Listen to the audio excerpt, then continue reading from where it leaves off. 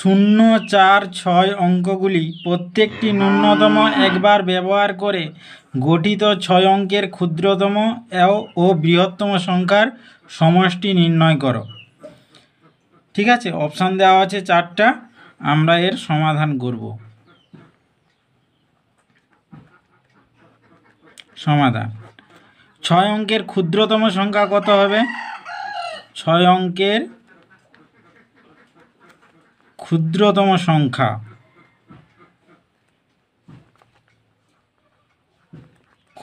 সংখ্যা লিখতে গেলে সব থেকে ছোট অঙ্কটাকে আমরা সব থেকে বাম সাইডে লিখব।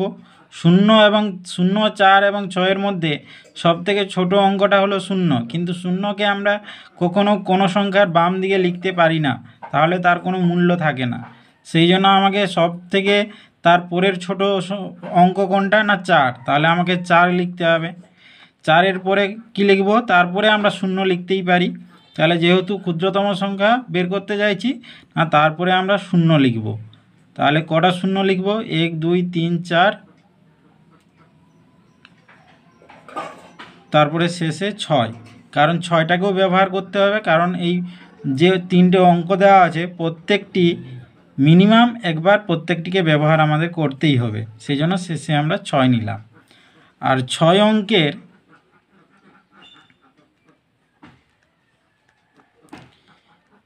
বৃহত্তম সংখ্যা কত হবে? বৃহত্তম সংখ্যা হবে না সব থেকে যেটা বড় অঙ্ক সেইটা আমাকে প্রথমে নিতে হবে। তাহলে সব থেকে বড় অঙ্ক হচ্ছে 6, তাহলে 6গুলো নেব কটা না 6গুলো নেব 4টে। তারপরে নেব কত? তারপরে নেব একটা 4, তারপরে নেব 0। ঠিক আছে, এটা হলো 6 অঙ্কের বৃহত্তম সংখ্যা। এবার এদের যোগ করে দিলে কি হবে?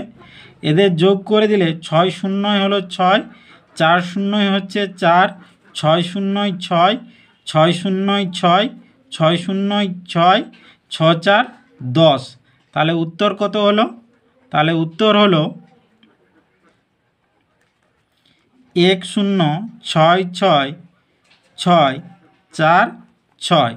তাহলে কোন অপশানটা ঠিক হচ্ছে? না অপশান ডি ঠিক হচ্ছে। চ্যানেলটা প্লিজ সাবস্ক্রাইব করে দেবে এবং বেল আইকনটা প্রেস করে দেবে এবং ভিডিওটা লাইক করে দেবে। Thank you, all the best.